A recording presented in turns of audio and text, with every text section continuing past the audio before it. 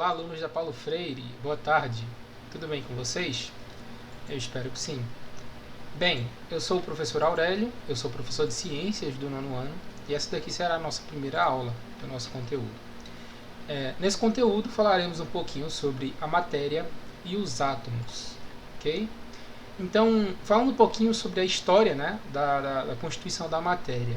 A história da constituição da matéria no sentido de, né, como a gente reconhece a matéria e quando foi que a gente se iniciou, né, a se perguntar sobre do que são feitas as coisas, basicamente. Então, claro que esse é um pensamento muito antigo, né, mas um pensamento a respeito da própria matéria como uma ciência natural, né, propriamente dita, que a gente reconhece, seria principalmente na Grécia Antiga, né, onde você tinha vários filósofos que tinham justamente o trabalho de tentar compreender o mundo em que eles viviam, e eles também se perguntavam sobre do que eram feitas as coisas, né? Claro que cada filósofo tinha o seu parecer sobre o que seria e cada um tinha uma ideia, né?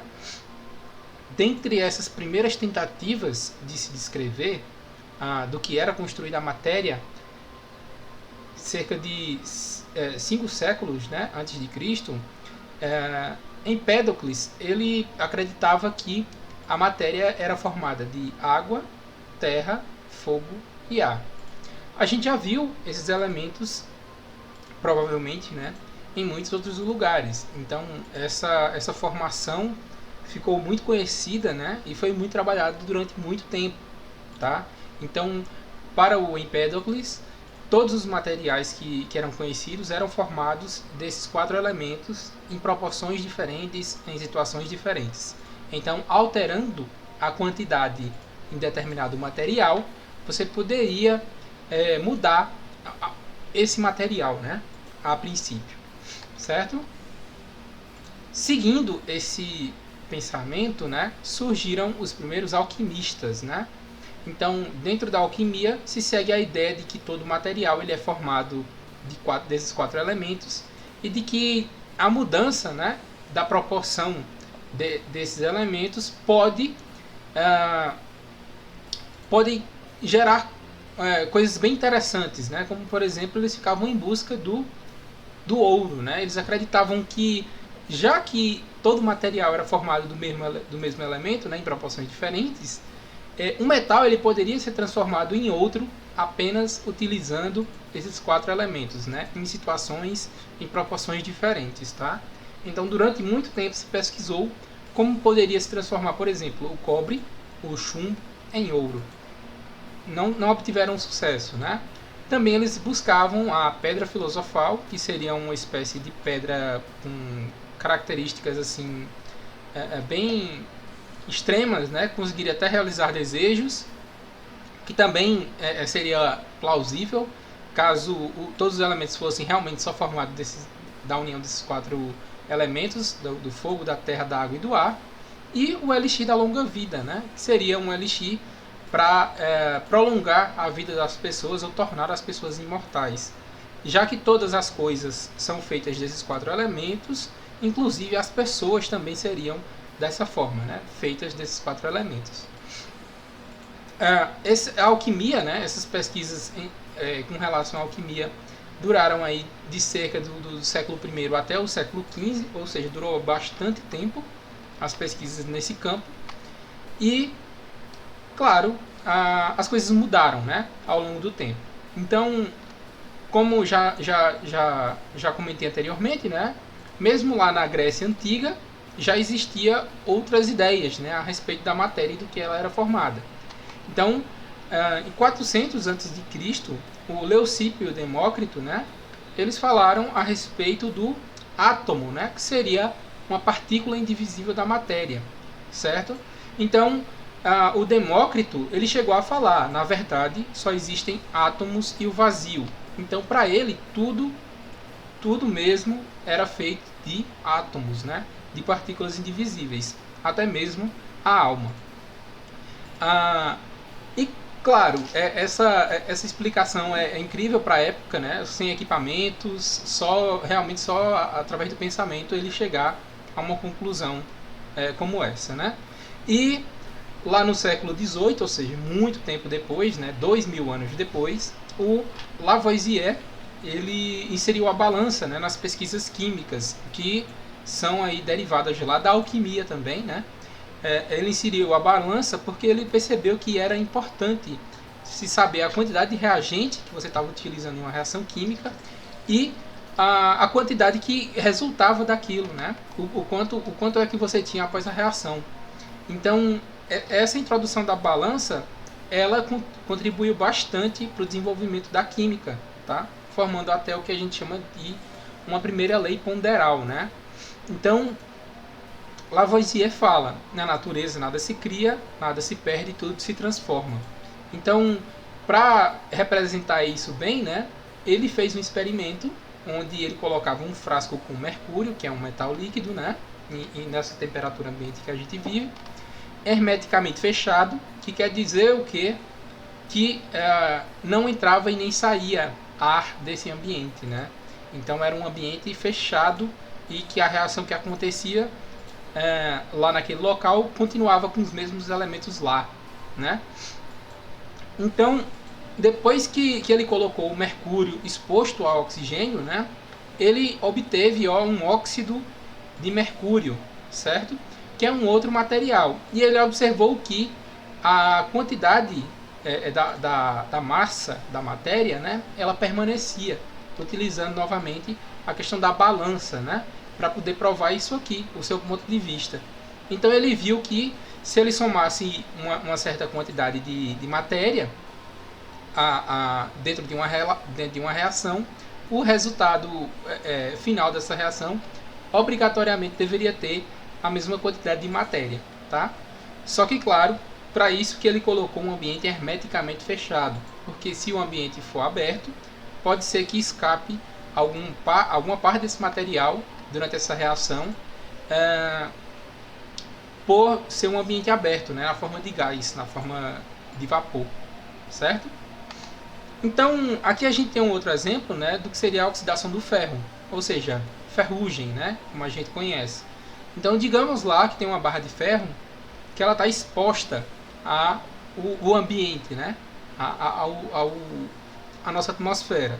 Na nossa atmosfera, é claro que a gente tem uma quantidade de oxigênio, além de outros elementos, né?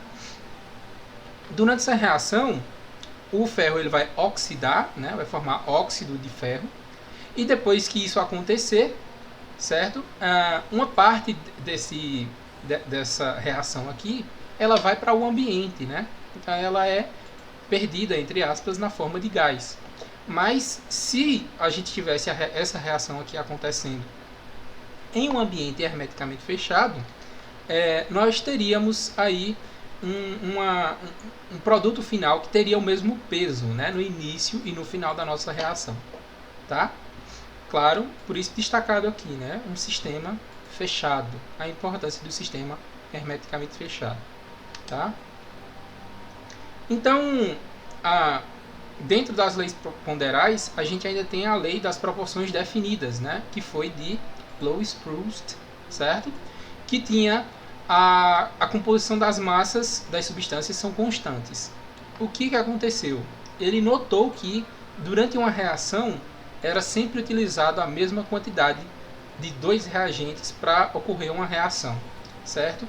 Então, por exemplo, aqui ele utilizou o gás hidrogênio, né? Então vocês imaginam um cilindro de gás de hidrogênio e ele liberando 2 gramas desse gás aqui, ok? Então depois ele acrescentava mais 16 gramas de gás de oxigênio, né, para poder formar 18 gramas de água. Então vejam que é uma soma simples e que não há sobras nessa reação, né? Então aqui ele fez o caso 2 gramas de hidrogênio mais 16 gramas de oxigênio deu 18 gramas de água, ok?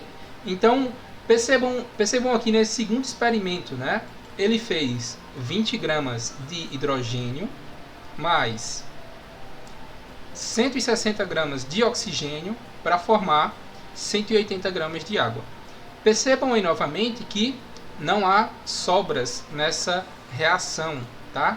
Então, todo o hidrogênio, todo o oxigênio foi consumido e se transformou em água. Então, percebam aqui que onde é que está essa proporção, né? Então, percebam, se ele utilizou 2 gramas de hidrogênio, ele utilizou 16 de oxigênio. Então, aqui a gente pode anotar dessa forma, 2 por 16, né? Essa proporção aqui, gente, a gente, claro, matematicamente a gente pode simplificar, né? Dividir por 2 em cima e embaixo, a gente vai obter 1 sobre 8. Então, a proporção de gás hidrogênio e gás oxigênio sempre vai ser de 1 para 8. Ou seja, toda vez que eu tiver 2 gramas aqui de hidrogênio, eu vou ter 8 gramas proporcionalmente de oxigênio aqui. Tá bom? Vamos para esse outro exemplo aqui, ó, 20 sobre 160, né? Então, isso significa que, se eu simplificar essa fração aqui também, né, por 2 e por 2, eu vou obter, ó, aqui vai em cima vai dar 10, né? Aqui vai obter 80, e aqui tem 10 e 80, né? Se eu quiser, eu posso fazer até por 10 aqui, por 10 e aqui por 10. E vai ficar, voltamos novamente ao nosso 1 para 8, né? Provando aí a lei da proporção definida de Proust, né? Que vai ter a proporção definida para a formação de água, que sempre vai ser 1 de oxigênio para 8, 1 de hidrogênio para 8 de oxigênio. Tudo bem? Então, vamos botar aqui, só a título de exemplo, o experimento 3, né? Nesse experimento 3, digamos que ele utilize aqui 4 gramas de hidrogênio. Quanto será que ele vai utilizar de gás oxigênio? Bem, basta com que eu leve em consideração, né, a proporção de 1 para 8 e faça essa multiplicação. Se o hidrogênio, que é 1, é 4 gramas, tá? Aqui embaixo, quanto vai ser aqui embaixo, né? Eu posso colocar aqui também 4, tá certo? Então, ó, aqui em cima eu vou ter 4 gramas, tá? E aqui, 4 vezes 8, eu vou obter 32 gramas. Tudo bem? Então, chegamos aí ao nosso resultado, né? Para cada 4 gramas de hidrogênio, eu precisaria de 32 gramas de oxigênio para formar, no caso aqui, 36 gramas de água. Bem, em alguns casos, gente, eu vou ter, por exemplo, uma quantidade a mais de hidrogênio. Por exemplo, se fosse 5, né? Se fosse 5, novamente, colocaria mais 8 de oxigênio aqui. Bem, e se fosse uma quantidade não exata? Bom, pode ser que sobre oxigênio em algum momento, tá? Se eu, ao invés de colocar aqui embaixo 8, colocar um 9, né? Botar um a mais aqui só de oxigênio, não vai ter hidrogênio suficiente. Então vai reagir, vai formar água e vai sobrar um pouquinho de oxigênio no final da reação. Tudo bem? Então aqui a gente tem essa representação, né? Numa fórmula, tá? Então 1 grama de hidrogênio, né? H2, mais 8 gramas de O2, que é o oxigênio, vai formar 9 gramas de H2O, que é a nossa molécula de água, tá? Então, tem um breve exercíciozinho aqui, né? Que a gente vai só complementar aqui. Então, o experimento 1, você teve 10 gramas de hidrogênio e 80 gramas de oxigênio. A gente só faz uma soma simples, né? Que vai dar 90 gramas de água. Nesse caso aqui, no experimento 2, a gente tem hidrogênio 2, o oxigênio a gente não sabe, e deu 18 gramas de água. Significa que eu posso simplesmente subtrair, né, o 18 por 2, que eu já vou encontrar 16, né? Ou então, multiplicar os valores, né?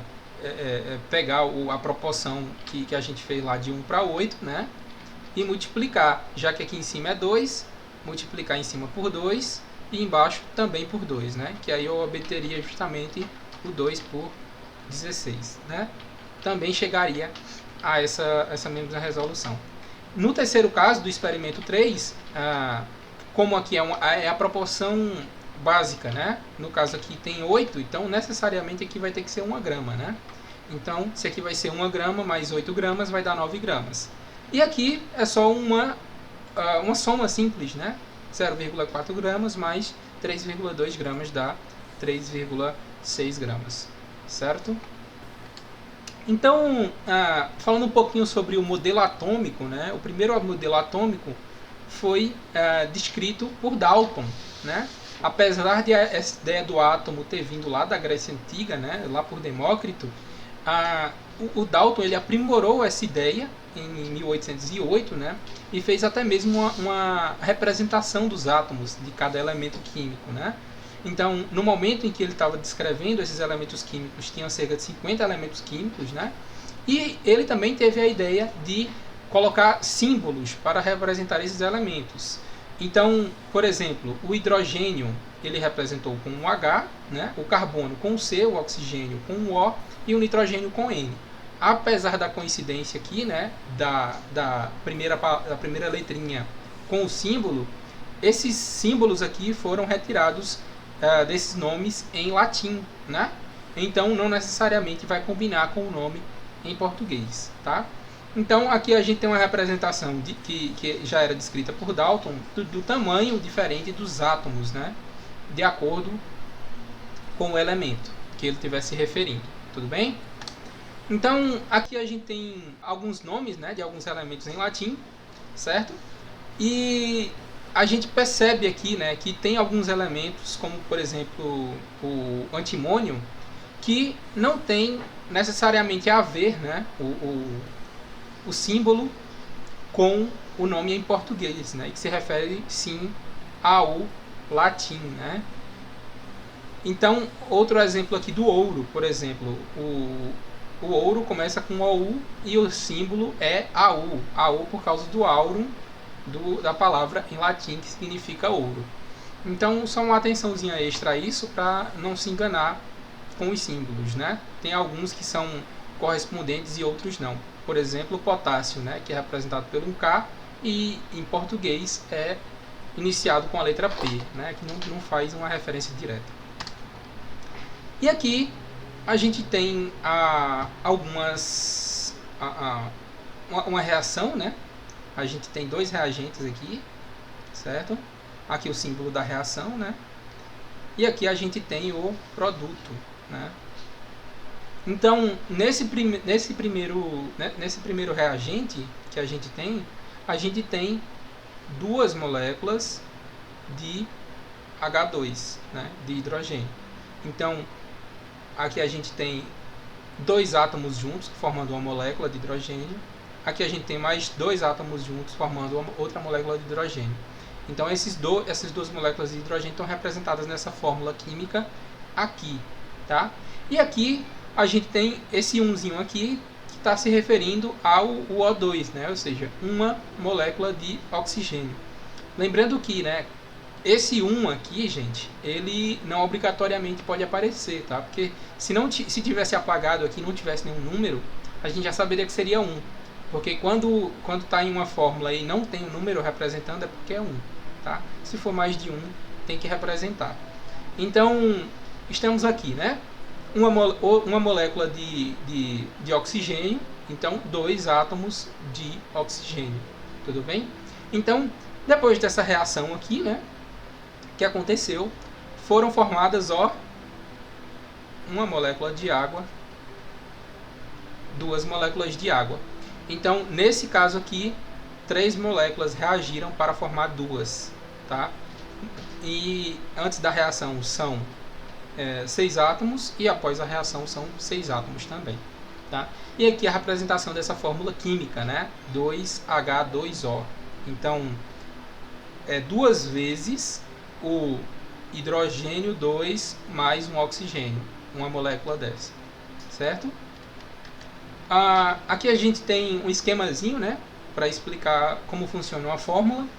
E aqui a gente tem o símbolo do hidrogênio, né, como a gente já viu, que é o H, o símbolo do oxigênio, tá, que a gente já viu que é o O, e aqui embaixo a gente tem um índice, né, que vai apontar a quantidade de moléculas, ou a quantidade de átomos, né, que você tem nessa molécula. Nesse caso aqui do hidrogênio tem 2, e aqui no oxigênio não está escrita nenhuma quantidade, é porque é 1, tá? Porque se for mais de 1 a gente representa. Então, como é que seria uma molécula de água, né? Uma molécula de água seria representada assim, e 4 moléculas de água seria representado dessa forma aqui, 4H2O. Então, aqui nessa imagem, a gente tem uma representação, né, animada, de como é que seria um copo de água, né, dentro dessa teoria. Então, nós teríamos vários átomos, várias moléculas de água, com átomos, né, de oxigênio e de hidrogênio. Nesse caso aqui, o oxigênio sendo representado pelo vermelhinho e o hidrogênio pelo azul, tá? Formando várias moléculas de água. Tá? E nesse caso aqui do líquido, né, em constante movimento. E aqui, ó, a gente tem uma molécula de metano, né? Como seria uma molécula de metano? Percebam que aqui no meio a gente tem um carbono, tá? Esse C representa o carbono, e a gente tem 1, 2, 3, 4 átomos de hidrogênio para formar uma molécula de metano. Então, se a gente fosse representar isso dentro de uma fórmula química, seria CH4, ou seja, um átomo de carbono e 4 átomos de hidrogênio, certo? Então, essa formulazinha aqui, como está escrita, ela representa essa molécula aqui, como está estruturada na imagem. Aqui um outro exemplo, né? Uma molécula de ozônio. Então, nesse caso aqui, O3, né, são 3 oxigênios ligados, né? E agora a gente fala um pouquinho sobre substâncias puras, simples e compostas, tá? Então, por exemplo, a gente tem aqui o gás hélio, né, que são átomos separados. Então, nesse caso aqui, gente, é uma substância simples e pura, né, porque a gente não tem a presença de outros átomos aqui misturados. Nesse caso aqui do gás oxigênio, a gente também tem uma substância pura e simples, né? Porque envolve apenas um tipo de átomo, tá? Da mesma forma aqui com o ozônio. Apesar da ligação diferente, né, do oxigênio, continua sendo uma substância pura e simples, porque só tem um tipo de átomo. Apenas é diferente o tipo de ligação, tá? E aqui a gente tem algumas representações, né, de algumas substâncias que são puras e compostas, né? Porque, por exemplo, nesse quadrinho A aqui, a gente só tem moléculas de ácido clorídrico. Nesse B, a gente só tem moléculas de água, e nesse C, apenas moléculas de amônia, tá? Compostas por quê? Porque são formadas por átomos de mais de um tipo de elemento, né? Então, por exemplo, aqui na da água, a gente já tem o vermelhinho, como a gente já viu, de oxigênio, e esses daqui da ponta são de hidrogênio, né? Ou seja, não é feito por um único tipo de átomo, portanto são compostas, tá? E aqui a gente tem um esqueminha, né, a mais, repetindo novamente, das substâncias puras e compostas e substâncias puras e simples. Lembrando que uma substância ela pode não ser pura, porque pode ter um outro tipo de substância lá misturado. Por exemplo, a água da torneira, que a gente bebe, ela tem um acréscimo, ou pelo menos é para ter, de tratamento de água, né? De cloro, por exemplo, e de outros elementos que podem ser adicionados. Então, nesse caso, a gente não vai ter somente as moléculas de H2O, a gente vai ter mais outros elementos ali circulando na água, tá? Então, não são substâncias puras, certo? E, nesse caso aqui, mesmo se fossem puras, seriam ainda compostas, né? Porque são formadas por mais um tipo de elemento, ok? Então, a gente tem aqui um esqueminha sobre a matéria, né, para que a gente se aprofunde um pouquinho mais sobre isso. Então, novamente, né, substâncias podem ser simples ou compostas. Então, podem ser simples ou compostas, simples, puras ou não puras, compostas puras ou não puras, né? E a gente tem as misturas, que podem ser homogêneas e heterogêneas. Para simplificar bem, as misturas homogêneas, elas vão ser uma mistura em que você não consegue dissociar com facilidade, né? Você não consegue perceber com facilidade também qual tipo de material que está ali misturado. Um exemplo é a água e o álcool, né? Geralmente quando você mistura água e álcool etílico, você não vai conseguir diferenciar a olho nu, né, o que é água e o que é álcool, tá? Agora, em uma mistura heterogênea, por exemplo, a água e o óleo, certo? Você consegue diferenciar com facilidade, porque o óleo ele não vai se misturar tão facilmente com a água, tá? Então, e lembrando que eu estou falando apenas de água e óleo puro, né? Sem acrescentar sabão ou nenhum outro tipo de substância. Então, esse seria um exemplo de uma mistura heterogênea, tá? Então, a gente vai ficando por aqui, tá?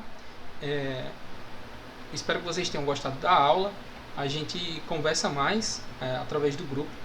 Tem uma atividade já sobre esse assunto e que vai ser postada no grupo. Vocês acompanhem lá, façam a atividade. Qualquer dúvida, me perguntem, tá? E até a nossa próxima aula. Tchau, tchau, gente.